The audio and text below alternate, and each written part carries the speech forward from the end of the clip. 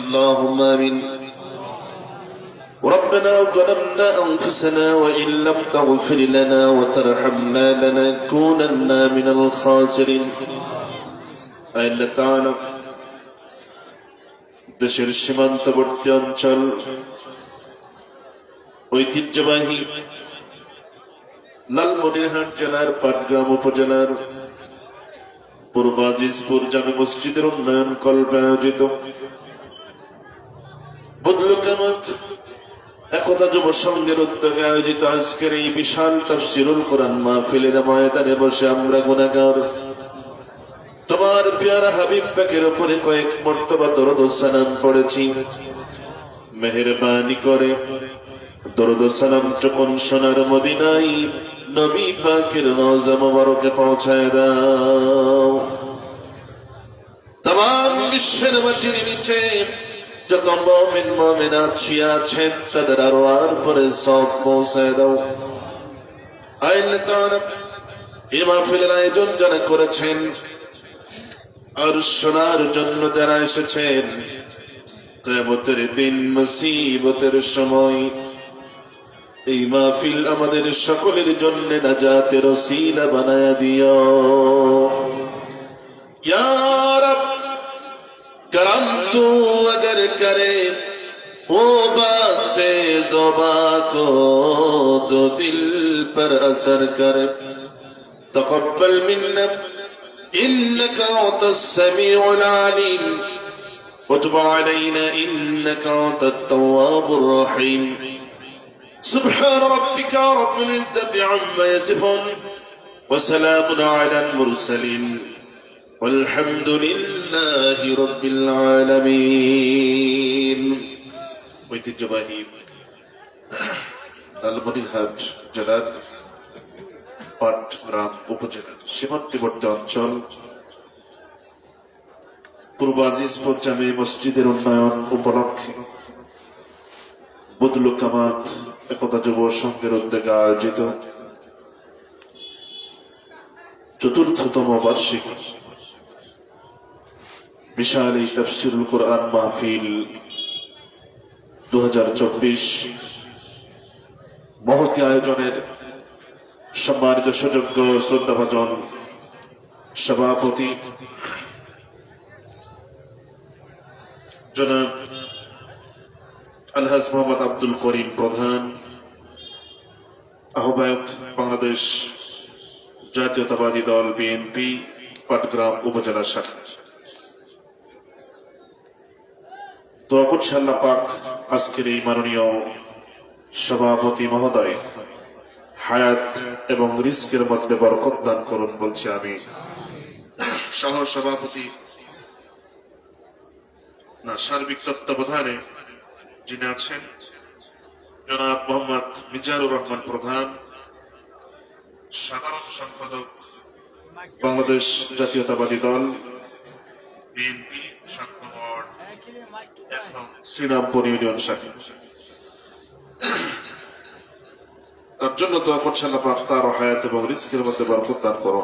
আজকের প্রোগ্রামে সম্মানিত প্রধান অতিথি আলহাজ ব্যারিস্টার হাসান রাজীব প্রধান, সদস্য জাতীয় নির্বাহী কমিটি বাংলাদেশ জাতীয়তাবাদী দল বিএনপি ও লালমনিরহাট এক আসনে পাটগ্রাম হাতীবান্ধা আসনে এমপি পদপ্রার্থী। যদিও আসলে বেশ কয়েকটি প্রোগ্রাম ইতিমধ্যে আমি করেছি, আলহাজ ব্যারিস্টার হাসান রাজীব প্রধান তিনি মোটামুটি সব মাহফিলে প্রধান অতিথি হিসেবে আছেন, কিন্তু দুঃখের বিষয় আফসোসের বিষয় হচ্ছে এখনো তার সাথে সাক্ষাৎ হলো না। এটা একটু দুঃখের বিষয়। যাই হোক, ওনারা ব্যস্ত মানুষ, তাদের তো অনেক দায়িত্ব, তাদের তার পক্ষ থেকে প্রতিনিধি যারা এসেছেন তাদেরকে আমরা সাদরে গ্রহণ করছি। এবং আজকের প্রোগ্রাম একটা ব্যতিক্রম ধর্মী প্রোগ্রাম মনে হচ্ছে আমার কাছে। আলহামদুলিল্লাহ, বিশেষ অতিথির মধ্যে যারা আছেন মাশাআল্লাহ সবাই মোটামুটি আপনার জাতীয়তাবাদী দলের অন্তর্ভুক্ত আছেন, দু একজন আছেন তারা সমাজসেবক।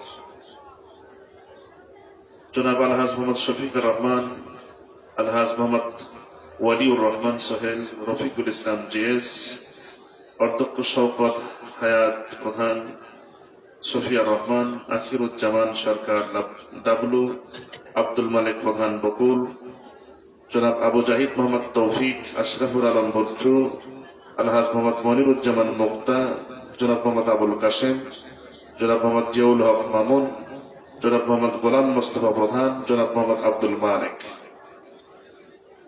সবার নাম বললাম, সম্ভব হলো তাই। আমি একটা কথা বলে থাকি প্রায় প্রোগ্রামে, এই পোস্টারে গত বছর এই উত্তরবঙ্গেরই কোন একটা জায়গা ঘটনা, মানে দেখেছি এত নাম এই পোস্টারের ভিতরে, নামের ঠেলায় বক্তার নামই খুঁজে পাওয়া কঠিন হয়ে গেছে। ঠিক আছে, তো আমি একটু খেয়াল করে দেখলাম যে এই নামগুলোর মধ্যে আবার শ্রেণী বিন্যাস করা হয়েছে। সম্মানিত অতিথি, আমন্ত্রিত অতিথি, বরেণ্য অতিথি, শেষে হচ্ছে বিশেষ অতিথি। আমি ভাবলাম যে দেখি তো একটু অন্তত বিশেষ অতিথির ঘরে কয়জন একটু গুনে দেখি। আমি গুনতে শুরু করলাম, গুনে গুনে দেখি খুব বেশি না, শুধু বিশেষ অতিথির ঘরের মধ্যেই মাত্র 317 জনের নাম। কথা কি বোঝা যাচ্ছে? অন্যগুলো তো আছে উপরে, শুধু বিশেষ অতিথি। তাহলে এতগুলো মানুষের নাম যদি নিতে যাই, ফজরের আজান দিতে টাইম লাগবে না। সেদিক থেকে মাশাআল্লাহ আজকের আয়োজক কমিটি, বিশেষ করে মামুন ভাই, নিশাদ প্রধান ভাই, আরো যারা যুবক ভাইরা ছিলেন, অত্যন্ত সুন্দর চমৎকার এই পোস্টার মানসম্মত ভাবে করেছেন। ওই রকমটা নাই। আবার ওই সময় বিগত বছরগুলোতে আরেকটা ব্যাখ্যাটা ছিল, নাম যে দিবেন না, নাম না দিলেও বিপদ।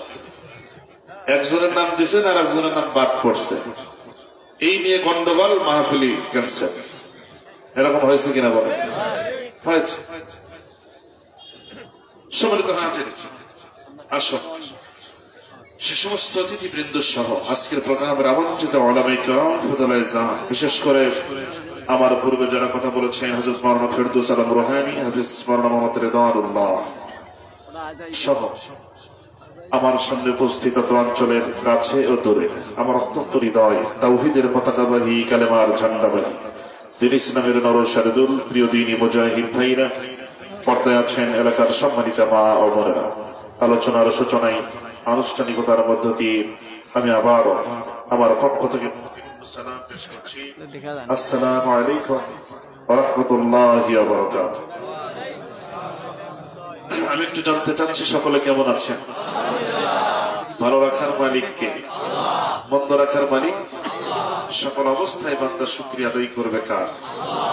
আসুন আগে ওই আল্লাহর শুকরিয়া আদায় করে নেই যে মহান তাবারক ওয়া তাআলা আমাকে আপনাকে সারাদিনের কর্মব্যস্ততাকে পাড়ি দিয়ে যে সময় ক্লান্ত শ্রান্ত এই শরীরটাকে বিশ্রাম দেবার জন্য আমরা আরামের বিছানায় যেতাম, ঠিক সেই মুহূর্তে আরামের বিছানাকে মাইনাস করে, পরিত্যাগ করে, শুধুমাত্র কোরআনের আকর্ষণে নিজেদের জীবনের গুনাহ মাফের আশায় জান্নাতের এই বাগানে আসার সুযোগ করে দিলেন সেই মহান তাবারক ওয়া তাআলার মহান দরবারে অন্তরের অন্তঃস্থল থেকে খুশি হয়ে কালেমাত শুকর আদায় করে নিচ্ছি, বলছি আলহামদুলিল্লাহ। আরো একবার বলছি আলহামদুলিল্লাহ। বলছি রব্বানা লাকাল হামদ হামদান কাসীরা তাইয়্যিবান মুবারাকান ফীহি ইয়া রাব্বি লাকাল হামদু কামা ইয়ানবাগি লিজালালি ওয়াজহিকা ওয়া আযীমি সুলতানিক। আমরা আল্লাহ তাআলার প্রশংসা দেই করে নিলাম, এরপরে বিশ্ব নবীজির প্রতি দরুদ ও সালাম পাঠিয়ে দিচ্ছি, বলছি সাল্লাল্লাহু আলাইহি ওয়াসাল্লাম। সম্মানিত হাজির, আমরা এখানে এসেছি শুনবো কেবলমাত্র কার কালাম? আল্লাহ। আরো জোরে বলেন আল্লাহ। এখানে দর্শক যা আছে, অনেকে বাইরেও দাঁড়িয়ে আছে, আহ্বান থাকবে বাহিরে যারা আছেন বসবেন, কারণ আমি তো এখানে 1 থেকে 13 ঘন্টা সর্বোচ্চ, এর বেশি সময় তো থাকবো না। আগামীকালকে লক্ষ লক্ষ টাকা খরচ করে হলেও কি আমাকে আপনারা পাবেন? পাবেন। এই সামান্য একটা করতাম, আর এটা তো আমরা মূলত আল্লাহর জন্য এই সময়টা কোরবানি করার জন্য এসেছি, নাকি বলেন? নাকি অন্য কোনো উদ্দেশ্যে? হাদিসের ভাষায় 2টা চক্ষু জাহান্নামের আগুনে পুড়বে না। কয়টা? তার মধ্যে একটা হচ্ছে আইনুন শাহারাত ফি সাবিলিল্লাহ, যে চক্ষুদয় আল্লাহর জন্য রাত্রি জাগরণ করে। তাহলে বলেন তো আজকে আমরা কার জন্য রাত্রি জাগরণ করতেছি? আমাদের চক্ষু জাহান্নামের আগুনে পুড়বে না। তো চক্ষু যদি না পড়ে, তার মানে কি? চোখ কি আমার দেহ মানে রেখে একাই চলে যাবে, নাকি চোখ যেখানে আমিও সেখানে? অতএব আমাকে আল্লাহ পাক জাহান্নামের আগুনে দিবেন না। আসুন, মাইকের আওয়াজ যত দূর যাচ্ছে, আমরা এই প্রোগ্রামের এই সুন্দর আয়োজন জান্নাতের এই বাগানে আমরা বসে যাই। আল্লাহ সকলকে কবুল করুন বলছে আমি। তো সেই কোরআন শুনতে এসেছি, যে কোরআন আজকে মুসলমানদের কাছে সবার কাছে আছে, কিন্তু দেখেন গোটা পৃথিবীতে আমরা মুসলমানেরাই অশান্তির মধ্যে আছি। কথা বলেন ঠিক কিনা?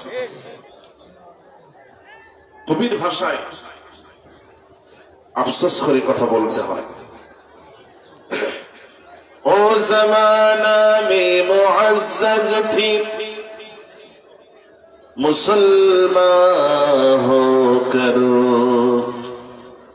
ও জমানা মে মুআজ্জাজ থি मुसलमान होकर और तुम खरबाने हो तारके कुरआन होकर।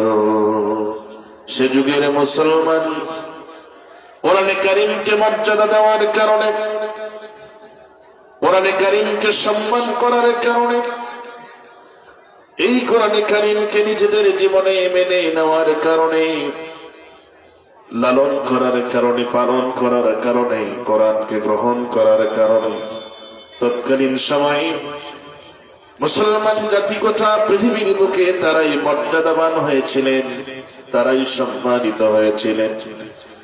আজকের পৃথিবীতেও সেই মুসলমানেরা আছে, এই কোরআনও আছে, কিন্তু আজকের মুসলিম জাতি কোরআনকে যথাযথভাবে সম্মান না করার কারণে, যথাযথভাবে মর্যাদা না দেওয়ার কারণে, নিজেদের জীবনে মেনে না নেওয়ার কারণে গোটা পৃথিবীতে মুসলমানেরাই আজ লাঞ্ছিত, অপমানিত। কথা বলেন ঠিক না বাজি? এমনটা তো হওয়ার কথা ছিল না। বিশেষ করে এই মুসলিম জনপদে এটা তো হওয়ার কথাই ছিল না। সম্মানিত হাজিরিন, সেই কালাম থেকে আমরা কথা শুনবো, বলবো। আমি আপনাদের সামনে কোরআন কারীমের 29 নম্বর সূরা থেকে মাত্র প্রথম দিকের 2টি আয়াতে কারিমা তেলাওয়াত করেছি। কত নম্বর সূরা বলেন? 29 নম্বর সূরা। সূরাটির নাম হচ্ছে সূরা আনকাবুত। বলবেন একবার নাম কি? আনকাবুত।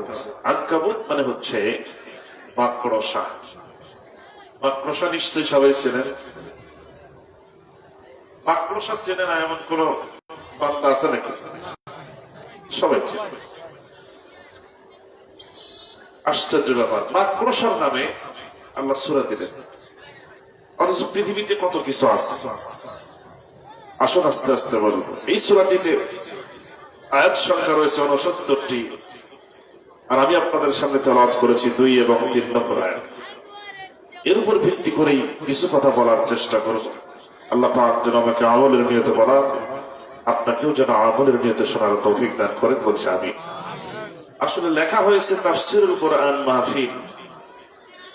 দেখেন, তাফসীর করার মতো যে ইলমে যোগ্যতা, পাণ্ডিত্য, বয়স, যা প্রয়োজন সকল দিক থেকে, আমি তো মনে করি তার কোনোটাই আমার ভিতরে নাই। আমি কোরআনের নগণ্য ক্ষুদ্র একজন ছাত্র হওয়ার চেষ্টা করছি মাত্র। এই কোরআনের তাফসীর তো তারাই করেছে, এই কোরআনের ব্যাখ্যা তো তারাই করেছে যারা তাদের সুমধুর কণ্ঠে প্রাঞ্জল ভাষা আসমানি কিতাবের এই বাণীগুলো মানুষের সামনে উপস্থাপন করেছেন এবং তাদের সেই সুমধুর কণ্ঠে আল্লাহর কালাম শুনে একজন নয়, দুইজন নয়, অসংখ্য অগণিত অমুসলিম ভাই বোনেরা নিজেদের বাধ্যতার ধর্মকে পরিত্যাগ করে ইসলামের সুশীতল ছায়াতলে আশ্রয় গ্রহণ করেছে। আজকে লজ্জা নিয়ে, আফসোস নিয়ে, দুঃখ ভারাক্রান্ত হৃদয় নিয়ে একথা বলতেই হয়, ওই সমস্ত একনিষ্ঠ দিনের দায়ী, কোরআনের সঠিক ব্যাখ্যাকারী, কোরআনের সঠিক তাফসীর কারক, যাদের সঙ্গে জামানার সর্বনিকৃষ্ট জুলুম করা হয়েছে, কথা বলেন ঠিক কিনা? এবং এটা কারা করেছে? বিগত সময়ে যারা এই দেশটাকে শাসনের নামে শোষণ করেছে, কথা বলেন ঠিক কিনা? যেটা অন্যায় সেটাকে অন্যায় বলতেই হবে, প্রতিবাদ করতেই হবে। এতে কি ভয় করা যাবে? আগেই করি নাই, এখনো তো করার প্রশ্নই আসে না। মুমিন একমাত্র ভয় করবে কাকে? আমার বন্ধুগণ, যারা কাফের, যারা নাফরমান, তাদের ভিতরে আল্লাহর ভয় নাই, পরকালের চিন্তা নেই, যার কারণে এরা মানুষের উপর জুলুম করার সাহস পায়। কথা বলেন ঠিক না? কারণ এরা তো শয়তান করে সরব করে চলে।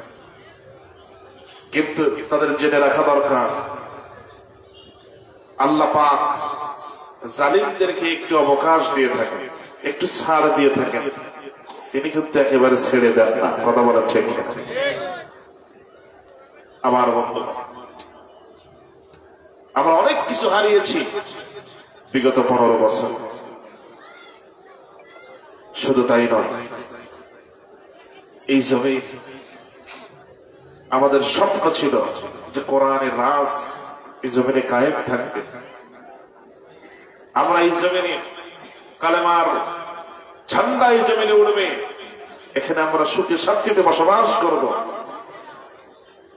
সেটাকে তারা নষ্ট করেছে। আর এটা হচ্ছে আবু জাহেলের চরিত্র।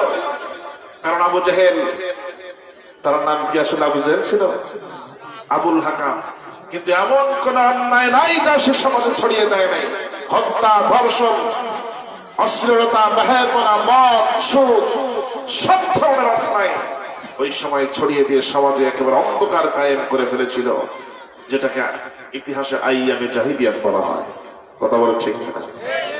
ওই কায়দায় এই শাসক গোষ্ঠীরাও এই গত 15-16 বছরে হত্যা, ধর্ষণ, খুন, গুম, সম্পদ পাচার, এরকম ধরনের এমন কোন অপরাধ নাই যা সমাজে ছড়িয়ে দেয়নি। সব ধরনের পাপের রাজ্য তারা কায়েম করে ফেলেছিল। কথা বলে ঠিক না? যার কারণে আমি আমার ভাষায় বলি, প্রায় 15 বছর পূর্বের ওই যুগটাকে যদি আইয়ামে জাহিলিয়াত বলা হয়, তাহলে এই 15 বছরের সময়টাকে অবশ্যই আওয়ামী জাহিলিয়াত বলতে হবে। কথা বলেন ঠিক না? কারণ আবু জাহেলও অন্ধকার কায়েম করেছে, এরাও অন্ধকার কায়েম করেছে। আমার বন্ধুগণ, খেয়াল করুন, কোরআনে কারীমের 29 নম্বর সূরা, সেই সূরার ভিতরে আল্লাহ রাব্বুল আলামিন কত সুন্দর করে বলছেন, যারা পারবেন আমার সঙ্গে পড়বেন। أحسب الناس أن يتركوا أن يقولوا آمنا وهم لا يفتنون। আল্লাহ রাব্বুল আলামিন বলছেন, মানুষের কি ধারণা ঈমান এনেছি এ কথা বললে আমি তাদের ছেড়ে দেব আর তাদেরকে আমি পরীক্ষা করব না? কে বলছেন? দেখেন কি সুন্দর করে আল্লাহ পাকের বলার বাচন ভঙ্গিটা কেমন।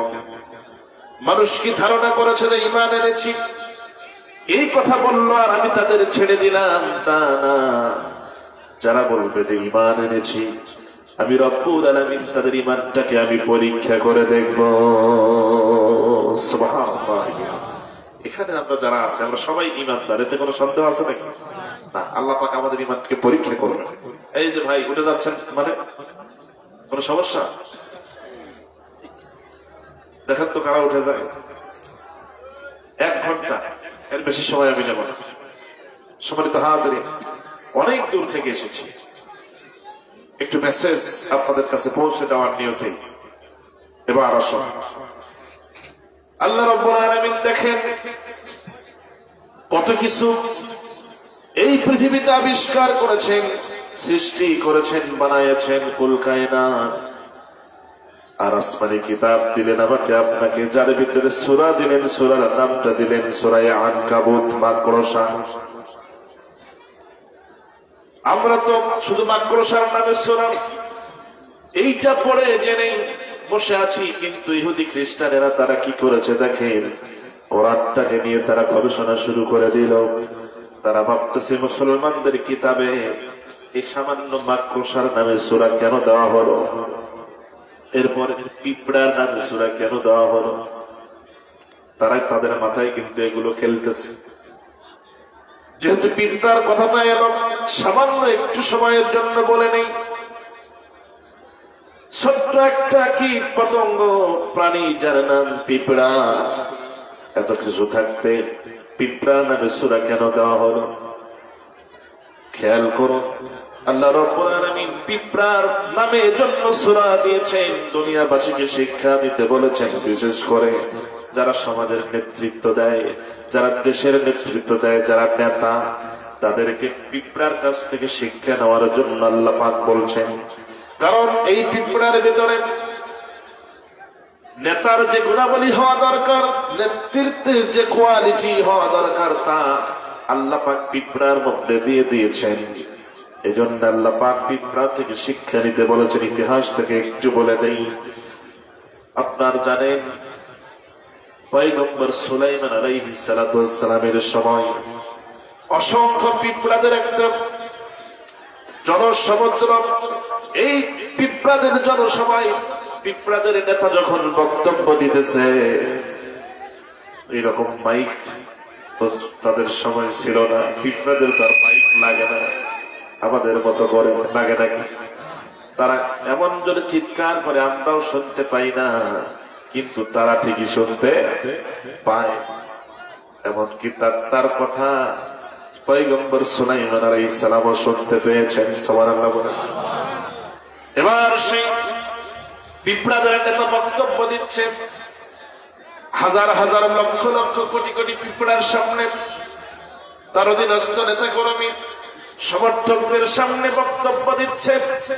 হঠাৎ করে এই নেতা বক্তব্য দেওয়ার ফাঁকে যখন তাকায় দেখতেছে পয়গম্বর সুলাইমান আলাইহিস সালাতু ওয়াস সালাম তার দলবল নিয়ে, বাহিনী নিয়ে ওই পথ দিয়ে আসতেছে। এই না দৃশ্য দেখে পিঁপড়াদের নেতা বক্তব্যটাকে বন্ধ করে দিল। এবার বলতেছে, ও আমার জনপদের পিঁপড়ারা, নেতা কর্মীরা, সমর্থকেরা, তাড়াতাড়ি করে তোমরা নিরাপদে চলে যাও, এখানে আর থেকো না, তাড়াতাড়ি গর্তের ভিতরে ঢোকো। এই জায়গায় থাকা তোমাদের জন্য এখন নিরাপদ হবে না, কারণ আমি দেখতে পাচ্ছি পয়গম্বর সুলাইমান আলাইহিস সালাতু ওয়াস সালাম তার বাহিনী নিয়ে এই পথ দিয়ে আসতেছে। তাদের পদতলে তোমরা পিষ্ট হয়ে মারা যাবে, ধ্বংস হয়ে যাবে। অতএব তাড়াতাড়ি করে দ্রুত সময়ের মধ্যে তোমরা এখান থেকে সরে যাও, নিরাপদ স্থানে চলে যাও। আমি তোমাদের নেতা, আমি সবার শেষে সুযোগ পেলে যাব। আমার যা হয়ে যায় যাক, আমার যা হয় হবে। আমাকে নিয়ে তোমরা টেনশন করো না, চিন্তা করো না, তোমরা আগে নিরাপদ জায়গায় চলে যাও। আমার বন্ধুগণ, পিঁপড়াদের নেতা এত সুন্দর করে বক্তব্য দিল, কথা বলল, তার অধীনস্থ নেতা কর্মীদেরকে সতর্ক করে দিল। অথচ ওই পিঁপড়া ও নেতা, আমাদের সমাজের নেতা ও নেতা, পিঁপড়া দেখেন তার অধীনস্থ নেতা কর্মীদের, সমর্থকদের বাঁচাবার জন্য, নিরাপত্তার জন্য সাবধান বানিয়ে দেয়, তাদেরকে নিরাপদ স্থানে পাঠায় দেয়, নিরাপদ জায়গায় বাঁচাবার জন্য তাদেরকে সতর্ক বার্তা দেয়। আর আমাদের সমাজের নেতা কর্মীদেরকে বাঁচাবার জন্য তো দূরের কথা, নিজেরা জীবন নিয়ে দেশ ছেড়ে পালায়া যায়। কথা বলার ঠিক না? তাহলে এই নেতা তো আল্লাহ হতে বলে নাই। পিঁপড়ার মতো নেতা হতে হবে, যে নিজের জীবনের ঝুঁকি নিয়ে তার সমস্ত জনপদের সব পিঁপড়াদের বলতেছে, তোমরা এখান থেকে আস্তে করে চলে যাও, তাড়াতাড়ি করে তোমরা নিরাপদে যাও। আমি আসি, কি হয় আমি দেখবো। পয়গম্বর সুলাইমানের সৈন্যরা আসতেছে এখানে, এদিকে এই পথে, তাদের সাথে বোঝাপড়া আমি করবো, তোমরা তাড়াতাড়ি যাও। আর আমাদের নেতারা কর্মী বাহিনীদের বিপদে ফেলে আস্তে করে পালায় যায়। তাহলে কি নেতার গুণাবলী হলো? এটা কি ভালো গো? পালাবে তো তারাই যারা অন্যায়কারী, যারা অপরাধকারী, যারা চোর ডাকাত বদমাশ, তারাই পালাবে। ভালো মানুষ কখনো পালাতে পারে না। কথা বলেন ঠিক কিনা? ভালো নেতা কখনো পালাবে। সম্মানিত হাজির, এই জন্য পিঁপড়ার নামটা একটু বললাম, আরো বিস্তারিত অনেক কথা আছে। আবার বন্ধুগণ দেখেন, তাহলে মাকড়সা নিয়ে, পিঁপড়া নিয়ে কাফের বেঈমানেরা তারা চিন্তা করেন মুসলমানদের কিতাবে কেন এগুলো নামে সূরা দেওয়া হলো। এবার তারা মাকড়সা নিয়ে চিন্তা করতেছে। মাকড়সা সে কিন্তু দেখবেন তার ঘর যখন বানায় বেশি কিন্তু সময় লাগে না, শুধু কয়েকবার দৌড়াদৌড়ি করার সুযোগ দিবেন, দেখবেন মুহূর্তের মধ্যেই তার ঘর তৈরি হয়ে যায়। কথা বলছি। শুধু তাই নয়, এই মাকড়সা ঘরটা যখন বানায় আস্তে করে মাঝখানে বসে যায় খাবার খাওয়ার জন্য। সে কিন্তু অন্যান্য প্রাণীদের মতো শিকার করতে যায় না, বরং তার পাশাটাই মূলত একটা মরণ ফাঁদ। কথা বলে, অন্যান্য পোকা যখন ওই রাস্তা দিয়ে উড়াল দেয়, উড়ে চলে যায়, যখন তার ওই বাসা ওই আঠালো জাতীয় যে সুতা, সুতা সুতা কিনা বলে, সুতা, চিন্তা করতাম ছোটবেলায় যে মাকড়সার পাশার ভিতরে এত সুতা কোথা থেকে আসতো? সুতার ফ্যাক্টরি মনে হয়, মানে যাচ্ছে তো সুতা বের হচ্ছে। আশ্চর্য ব্যাপার। এই চিন্তা মাথায় কিন্তু আপনাদের এরকম চিন্তা আছে? আমার ভাইয়েরা, আমরা তো দেখি এটা সুতা, কিন্তু পেটের ভিতরে আসলে তো এটা তো সুতা নয়। আল্লাহ রাব্বুল আলামিন মাকড়সার ভিতরে দুই ধরনের তরল পদার্থ রেখে দিয়েছেন। কয় ধরনের? দুই ধরনের। এক ধরনের তরল পদার্থ যেটা কিনা যখন সে তার পিছনের রাস্তা দিয়ে, যখন পায়খানার রাস্তা দিয়ে যখন সে নির্গত করে ছেড়ে দেয়, এই পদার্থটা যখন বাহিরে বের হয়ে আসে, তার পেটের ভেতর থেকে, পেছনের অংশ থেকে যখন বের হয়ে আসে, দুনিয়ার আলো বাতাস যখন এই পানিটাকে স্পর্শ করে, মুহূর্তের ভিতরে, এক সেকেন্ড দেরি হয় না, মুহূর্তের ভিতরে এই মাকড়সার নির্গত এই পানিটা মুহূর্তের মধ্যে এই সুতায় পরিণত হয়ে যায়। সুবহানাল্লাহ। ও কিন্তু ছেড়ে দেয় হলো পানি, কিন্তু কি হয়ে যায়? পৃথিবীর আলো বাতাস স্পর্শ করার সাথে এক সেকেন্ড দেরি হয় না, সুতায় পরিণত হয়। এটা কে করে? শুধু তাই নয়, তার ভিতরে যে আরেকটা পদার্থ রয়ে গেল। এবার মাকড়সা হাতটা বানায় মাঝখানে বসে থাকে। যখন কোন উড়ান্ত ফড়িং অথবা উড়ান্ত কোন পোকা আসে, তার ওই পরম ফাঁদের দিকে যখন টাচ করে, তখন সে আটকে যায়। কারণ মাকড়সার সুতা জাল কিন্তু আঠালো জাতীয়, ঠিক কিনা? দেখবেন আপনি কোথাও যাচ্ছেন, হঠাৎ করে আপনার চেহারায় মাকড়সার এই বাসা আটকে গেল, দেখবেন পিছনে হেঁটে যাচ্ছেন, ও আপনার সাথে যাচ্ছে, মানে আটকে গেছে। এইরকম আঠালো জাতীয় সুতা পোকা যখন তার ওই জায়গায় বাসায় যখন লেগে যায়, আটকে যায়, এবার আটকে যাওয়া পোকা উদ্ধার পাওয়ার জন্য যখন বেশি লাফালাফি করে, আরো বেশি ভালোভাবে আটকে যায়, নড়তে পারে না। মাকড়সা বুঝতে পারে আমার শিকার ধরা দিয়েছে, আস্তে করে সে শিকারের কাছে চলে যায়।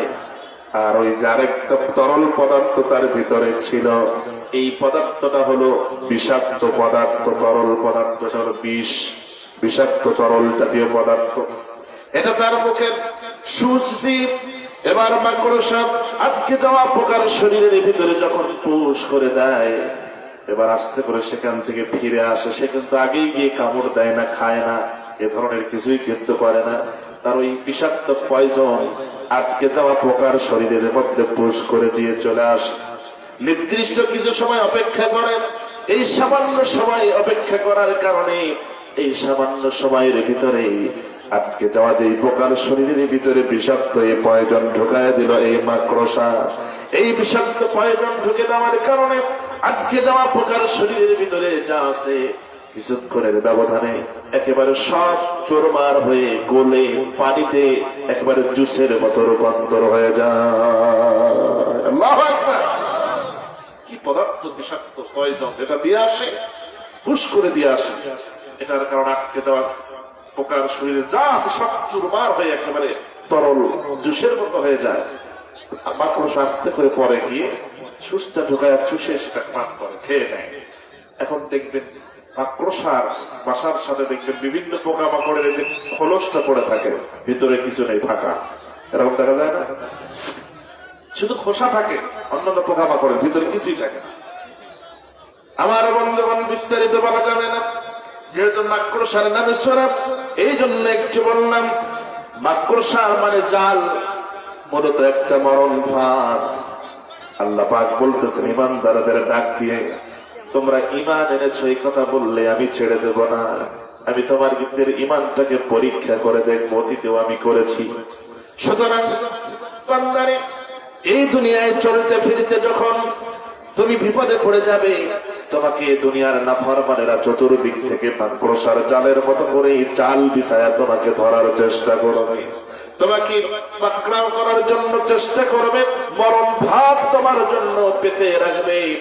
কিন্তু বান্দা, তুমি যদি ধৈর্য ধারণ করো, অটল থাকো, এর উপর ইস্তেকামাত থেকে যদি অন্যায়ের বিরুদ্ধে, এই সমস্ত ষড়যন্ত্রের বিরুদ্ধে যদি দণ্ডায়মান থেকে যাও, আমি আল্লাহ রাব্বুল আলামিন আমি তোমাদের ঈমানটাকে পরীক্ষা করে যাচাই করে যদি দেখতে পাই যে হ্যাঁ তোমরা ঈমানের পরীক্ষায় পাশ করেছো, তাহলে যতই ষড়যন্ত্র হোক না কেন, যতই মরণ ভাত তোমাদের জন্য তৈরি হোক না কেন, সমস্ত ষড়যন্ত্রের জাল ছিন্ন করতে আমি আল্লাহ রাব্বুল আলামিনের 1 সেকেন্ড সময় লাগে না।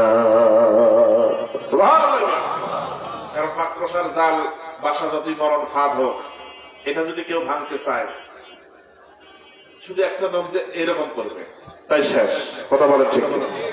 এর সাথে বেশি সময় লাগবে, অথবা একটু দমকা হাওয়া, ঝড় বাতাস উঠলেই এটা নষ্ট হয়ে যাবে। এই জন্য পৃথিবীর সবচেয়ে দুর্বল ঘর হচ্ছে মাকড়সার ঘর, মাকড়সার বাসা। পৃথিবীর সমস্ত ষড়যন্ত্রকারীদের ষড়যন্ত্র ফাঁদ, এগুলো আল্লাহ পাক বলছেন এগুলো মাকড়সার জালের মতো, আমার কাছে কিছুই না। অতএব ভয় পেও না, তোমরা সংগ্রাম করো অন্যায়ের বিরুদ্ধে, নাফরমানদের বিরুদ্ধে অন্যায় বাধা দাঁড়িয়ে যাও। আল্লাহ রাব্বুল আলামিন বলছেন, তোমরা যদি দাঁড়াতে পারো, আমি সব ধরনের ষড়যন্ত্রের ভিতর থেকে তোমাদেরকে বিজয় দান করে দেব। এই জমিন তো তার সাক্ষী। দেখলাম না আমরা আর্মি, পুলিশ, বিডিআর, র্যাব, কত ধরনের বাহিনী, দলীয় নেতা কর্মী,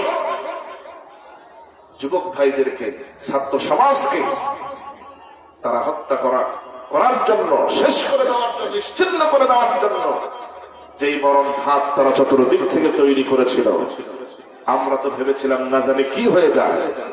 কিন্তু আল্লাহ পাক তিনি তো যা পরিকল্পনা করবেন তাই তো হবে, নাকি বলেন? সব ষড়যন্ত্রের জালকে ছিন্ন করে এই যুব সমাজকে আল্লাহ পাক সাহায্য করলেন, ছাত্র সমাজকে আল্লাহ পাক সাহায্য করলেন, এবং এই যুব সমাজদের মাধ্যমে এই জমিন থেকে জালিমের জুলুমের অবসান করে দিলেন। কথা বলেন ঠিক কিনা? আমার ভাই, এটা সাক্ষী আমরা। অতএব আমাদেরকে হতাশ হওয়া চলবে? শত শহীদের রক্তে ভেজা আমার বাংলাদেশে, মাহফিল থেকে বলছি কথা আজকে বীরের বেশে। শত শহীদের রক্তে ভেজা আমার বাংলাদেশে, মাহফিল থেকে বলছি কথা আজকে বীরের বেশে। আমি তো দেখেছি 15 বছর অন্যায় অবিচার, ছাত্র জনতার আন্দোলনে পালালো স্বৈরাচার। কথা বলেন? আমি তো দেখেছি 15 বছর অন্যায় অবিচার, ছাত্র জনতার আন্দোলনে পালালো স্বৈরাচার। এখনই সবাই কোরআনের রাজ কায়েমের হে বীর, আজকের মাহফিল থেকে দিন আল্লাহর তাকবীর। লিল্লাহি তাকবীর, নারায়ে তাকবীর।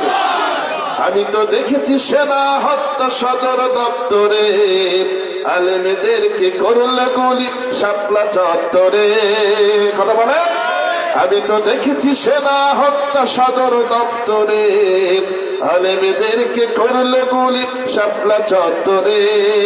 আমি তো দেখেছি আলেমদেরকে করত নির্যাতন, কত আলেমদেরকে করলো ফাঁসির মঞ্চায়ন। আমি তো দেখেছি সাইদির উপর করেছে অত্যাচার, ইনজেকশনে বিষ দিয়েছিল জালিম স্বৈরাচার। কথা বলেন। আমি তো দেখেছি সাইদির উপর করেছে অত্যাচার, ইনজেকশনে বিষ দিয়েছিল জালিম স্বৈরাচার। আজকে বিচার চাই সাইদি হত্যার, আজকে বিচার চাই সাইদি হত্যার। সময় এসেছে বিচার চাওয়ার, জাগো হে বীর। লিল্লাহে তাকবীর, লিল্লাহে তাকবীর। আমি তো দেখেছি রাস্তায় লোক থাকে অনাহারে, এক একে মন্ত্রী হাজার কোটি বিদেশে পাচার করে। কথা বলেন। আমি তো দেখেছি রাস্তায় লোক থাকে অনাহারে, এক একে মন্ত্রী হাজার কোটি বিদেশে পাচার করে। আমি তো দেখেছি স্বৈরাচারের জুলুম নিপীড়ন, আমি তো শুনেছি আয়না ঘরের করোনা নির্যাতন। কথা বলেন। আমি তো দেখেছি স্বৈরাচারের জুলুম নিপীড়ন, আমি তো শুনেছি আয়না ঘরের করোনা নির্যাতন। আমি তো দেখেছি 15 বছর করেছে দেশ শোষণ, আমি তো দেখেছি বিনা ভোটে করেছে দেশ শাসন। আজকে বিচার চাই স্বৈরাচারদের, আজকে বিচার চাই ভোট ডাকাতদের। কথা বলেন। সময় এসেছে বিচার চাওয়ার, জাগো হে বীর। সময় এসেছে বিচার চাওয়ার, জাগো হে বীর। লিল্লাহে তাকবীর। আমি তো দেখেছি গণহত্যা দিনে দুপুরে, আকাশ থেকে মারল গুলি হেলিকপ্টারে। আমি তো দেখেছি গণহত্যা দিনে দুপুরে, আকাশ থেকে মারল গুলি হেলিকপ্টারে। আমি তো দেখেছি জুলাই আগস্ট রক্ত শহীদের, দেশের জন্য করিনি মায়া নিজের জীবনের। মুগ্ধ অসীম আবু সাইদের রক্তে কেনা দেশ, কোরআনের ওই সংবিধানে চলবে বাংলাদেশ। মুগ্ধ অসীম আবু সাইদের রক্তে কেনা দেশ, কোরআনের ওই সংবিধানে চলবে বাংলাদেশ। আজকে এক সবাই দেশটা সাজাই, আজকে এক সবাই দেশটা সাজাই। সময় এসেছে দেশ সাজানোর, জাগো হে বীর। লিল্লাহে তাকবীর, নারায়ে তাকবীর। আল কোরআনের আলো,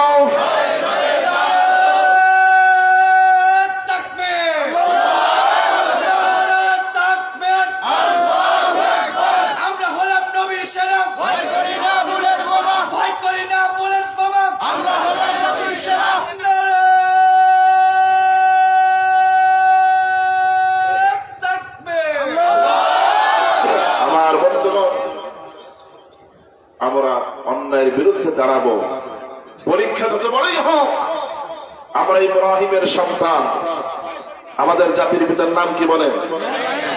সাইয়েদনা ইব্রাহিম আমাদের জাতির পিতা। তিনি ওই সময় একাই গোটা শক্তির বিরুদ্ধে দাঁড়িয়ে গেছেন, এমনকি তার পিতাও তার বিরুদ্ধে। কথা বলেছে তার বাবাও তার বিরুদ্ধে। পয়গম্বর সাইয়েদনা ইব্রাহিম তিনি কি কাউকে ভয় পেয়েছেন? না। একমাত্র কাকে বন্ধু হিসেবে পেয়েছেন? এবং তিনি জানতেন যে পরিণতি কি হবে, এটাও জানতেন যে আল্লাহ পাক অবশ্যই আমাকে হেফাজত করবে। এই বিশ্বাস তার অন্তরে বদ্ধমূল হয়ে গিয়েছিল। নমরুদ তাকে গ্রেফতার করে শাস্তি নিশ্চিত করার জন্য আগুনের মধ্যে ফেলে দিল। কিন্তু পয়গম্বর সাইয়েদনা ইব্রাহিম আলাইহিস সালাতু ওয়াস সালাম, তার জন্য আল্লাহ পাক আগুনকে কিসের বাগান বানায় দিলেন? আল্লামা সাইদি রাহমাহুল্লাহ এই ঘটনা বলতে গিয়ে কবির কিছু কথা তিনি তুলে আনতেন।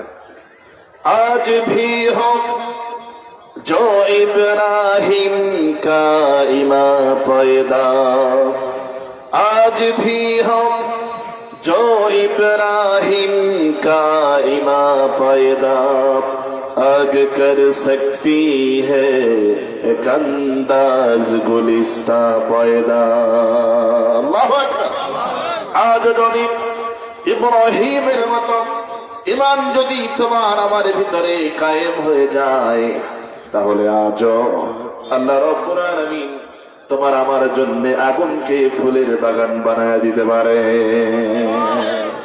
আমার বন্ধুরা শোন, মাকড়সার জালের মতো আপনার আমার সামনে পিছনে চতুর্দিকে ফাঁক পেতে আছে, আমাদের ভয় পেলে চলবে না। একটু খেয়াল করুন, আমার নবীজিকেও কিন্তু ছাড় দেওয়া হয় নাই। সর্বপ্রথম আমার নবীজি তার দ্বীনের দাওয়াত যখন দিচ্ছিলেন, আস্তে আস্তে সংখ্যা যখন বাড়তে থাকলো, আবু জাহেলদের মাথা ঘুরে গেল। আবু জাহেল চেয়েছিল শুরুতেই মুহাম্মদ বিন আব্দুল্লাহর এই দ্বীন ধর্মকে নিশ্চিহ্ন করে দেব, এজন্য নানা রকম ষড়যন্ত্র করেছে। কি করে নাই? করেছে। কিন্তু সে কি সফল হয়েছে? কোনো কিছু করেও লাভ করতে পারেনি। সে চেয়েছিল সব কিছু বন্ধ করে দেবেন, কিন্তু আল্লাহ চাইলেন সব কিছু গোটা জমিনে ছড়িয়ে দেবেন। সুবহানাল্লাহ। সাথে যা কা রাহা হ্যায় अजल से ताइन रोज, साथे जाका रहा है अजल से ताइन रोज, चरागे मुस्तफा भी से शरारे बुल अबी। सुबहानाल्लाह। যুগের পর যুগ ধরে আবহমান কাল ধরে মুহাম্মদ সাল্লাল্লাহু আলাইহি সাল্লামের এই চিরাগ কিন্তু জ্বলছে। এটাকে নিভিয়ে দেওয়ার চেষ্টা করেছে অনেকে, কিন্তু লাভ হয় নাই। এটাকে বন্ধ করে দেওয়ার চেষ্টা করেও কোনো লাভ হবে না। কিয়ামত পর্যন্ত মুহাম্মদ সাল্লাল্লাহু আলাইহি সাল্লামের এই চিরাগ জ্বলতেই থাকবে। সুবহানাল্লাহ। হুশিয়ার সাবধান, ইসলামের শত্রুরা হুশিয়ার সাবধান। আমার ভাইরা, স্লোগান দিলে মাঝে মাঝে আপনার জবাব দিবে। মুসলমানদের হাতিয়ারই তো হলো এই স্লোগান। বিশেষ করে নারায়ে তাকবীর আল্লাহু আকবার, এই স্লোগান হচ্ছে মুসলমানদের মূল হাতিয়ার। এটাই হচ্ছে পাওয়ার। আপনারা তো জানেন সবাই, ইতিহাস তো সাক্ষী দিচ্ছে। পৃথিবীতে মুসলমানদের ইতিহাস দেখেন, কোন যুদ্ধে কিন্তু মুসলমানদের সৈন্য সংখ্যা কাফেরদের চাইতে বেশি ছিল না। কাফেরদেরই সবসময় কয়েক গুণ বেশি। কথা বলা ঠিক কিনা? কোন যুদ্ধে মুসলমানদের অস্ত্র শস্ত্র কাফেরদের চেয়ে কিন্তু বেশি নয়, সামান্য।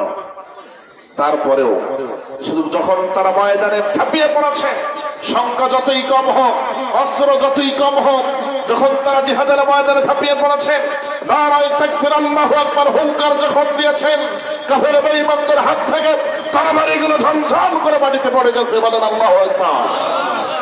অতএব এই আওয়াজের তাকবীরের ধ্বনির পাওয়ার আছে না তাই? আমার ভাইয়ের জন্য স্লোগান দিলে আপনারা অবশ্যই এই স্লোগানের সাথে সুর মেলাবেন। আসল প্রথম নম্বরে নবীজিকে প্রথম যে ফাঁদ তারা তৈরি করলো মাকড়সার জালের মতো, সেই ফাঁদটা তারা পরিকল্পনা ছক আঁকলো দারুন নদওয়া নামক সংসদের ভিতরে। এটা হলো আবু জেহেলের সংসদ। কার সংসদ? আবু জেহেলের সংসদ। তারা আইন পাশ করলো হলো তিনটা। কয়টা? প্রথম ফাঁদ, প্রথম শাখা আইন পাশ করলো তিনটা। আল্লাহ রাব্বুল আলামিন সেই তাদের তিনটা আইন এবার কোট করে দিলেন কোরআনে কারীমের ভিতরে। আল্লাহ পাক বলছেন, وَإِذْ يَمْكُرُ بِكَ الَّذِينَ كَفَرُوا لِيُثْبِتُوكَ أَوْ يَقْتُلُوكَ أَوْ يُخْرِجُوكَ وَيَمْكُرُونَ وَيَمْكُرُ اللَّهُ وَاللَّهُ خَيْرُ الْمَاكِرِينَ। আল্লাহু আকবার। আল্লাহ রাব্বুল আলামিন বলছেন, হে রাসূল, তারা তো সংসদের ভিতরে বসে তিনটা আইন পাশ করেছে আপনার বিরুদ্ধে। শুধু আপনার বিরুদ্ধে নয়, এরকম আপনার মতো করে যারাই আমার এই দিনের কাজ করবে কিয়ামত পর্যন্ত, তাদের বিরুদ্ধে একই ধরনের আইন তারা পাশ করবে। কে বলতেছেন এই কথা? এবার বলতেছেন, ইয়া রাসূলুল্লাহ, আপনার বিরুদ্ধে আইন পাশ হয়ে গেছে, কাফের বেঈমানেরা ভাব পেতেছে, সব তৈরি করেছে। এক নম্বরে যে আইনটা তারা তৈরি করলো, প্রণয়ন করলো, সংসদে পাশ করলো, সেটা হলো 1 নম্বরে লিসবিতুকা, তাকে বন্দী করা হোক। বন্দী। যদি এটা না হয়, আও ইয়াকতুলুকা, তাকে হত্যা করা হোক। এটা গেল কয় নাম্বার? 2 নাম্বার। এরপরে আও ইখরিজুকা, অথবা এই দুইটাও যদি না হয় তাহলে তাকে দেশ থেকে বের করে দেওয়া হোক। কয়টা হলো? 3টা। তারাও কৌশল করে, ষড়যন্ত্র করে, আল্লাহ কৌশল করে। আর আল্লাহু খায়রুল মাকিরিন, আল্লাহর চাইতে উত্তম কৌশলকারী আর কে হতে পারে? এবার দেখেন, নবীজিকে বন্দী করার বিষয়টা আমরা সকলেই জানি। সেই আবু তালেব, সেখানে কিন্তু নবীজিকে 3 বছর আটকে রাখা হলো। প্রথম নাম্বার বন্দী তারা করেছিল কিন্তু একটা সময়। এরপরে শেষ পর্যায়ে দ্বিতীয় আইন তার উপরে বাস্তবায়নের জন্য তারা চেষ্টা চালালো। এমনকি নবীজিকে হত্যার ষড়যন্ত্র যখন করে ফেললো, নবীজিকে মারার জন্য আবু জেহেল যখন ঘোষণা করে দিল, নবীজির বাড়ি ঘেরাও করা হলো।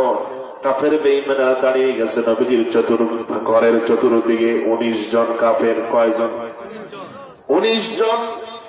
19 জন কাফের আমার নবীজির ঘরের চতুর্দিকে দাঁড়িয়ে গেছে, যেন কোন ফাঁক দিয়ে মুহাম্মদ বিন আব্দুল্লাহ যেন বের হতে না পারে।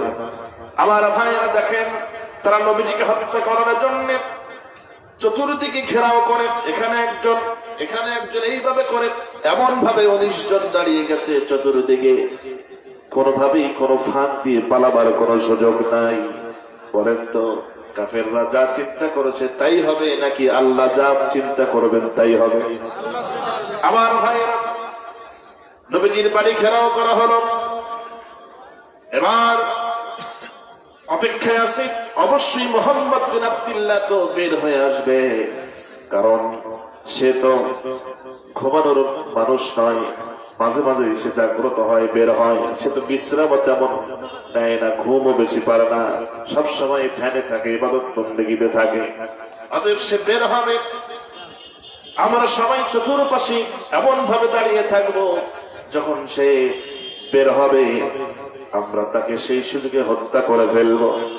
ইতিমধ্যেই নবীজির কাছে জিবরাইল আলাইহিস সালাতু ওয়াস সালাম চলে আসলেন। সালাম দিয়ে বললেন, ইয়া রাসূলুল্লাহ, তাড়াতাড়ি উঠুন, কারণ এই মুহূর্তে আপনাকে হিজরত করে চলে যেতে হবে।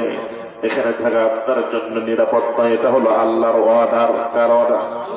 আল্লাহর অর্ডার। নবীজি উঠলেন, বসলেন নবীজির ঘরে। নবীজির সঙ্গে ছিল হযরত আলী রাদিয়াল্লাহু তাআলা। সবকিছু বন্দোবস্ত যখন হয়ে যায়, নবীজি হযরত আলীকে উঠালেন, বললেন, আলী রে, তুমি আমার সঙ্গী, তোমার যাওয়া চলবে না, তুমি এখানেই থাকো। কারণ আমি তোমাকে নিয়ে যেতাম, কিন্তু আমার তো কিছু দায়িত্ব আছে আমার কাঁধে, এই জন্য আমি তোমাকে সাথে নিতে পারতেছি না রে আলী। শুনে রাখো, আজকে যেই কাফেরেরা আমাকে হত্যা করার জন্য চতুর্দিকে দাঁড়িয়ে আছে রে আলী, শুনে রাখো, এই কাফেরদের মধ্যে অনেকের স্বর্ণের টুকরা, অনেকের টাকা পয়সা, অনেকের দিনার দিরহাম আমার কাছে আমানত হিসেবে আছে। কারণ তারা জানে যে তারা যতই আবু জেহেলের সঙ্গে ওঠাবসা করুক, তারা নিজেরাও জানে কোন সম্পদ যদি আবু জেহেলের কাছে একটু গচ্ছিত রাখা হয় আমানত হিসাবে, ওইটার ফেরত পাওয়ার কোনো গ্যারান্টি নাই। ওরা নিজেরাও জানে, এই জন্য তারা আমার কাছে রেখে দেয়। আমার সময় মতো, প্রয়োজন মতো, যখন দরকার হয় আমার কাছ থেকে চেয়ে নেয়। আমি আমানত যেইভাবে রাখি ওইভাবে আবার তাদের ফেরত দিয়ে দেই। তারা আমাকে আল আমিন বলে, বিশ্বাসী বলে। আমাকে তারা আজকে হত্যা করার জন্য এসেছে। এই কাফেরদের ভিতরে অনেকে আছে যাদের সম্পদ আমার কাছে আছে আলী। নবীজি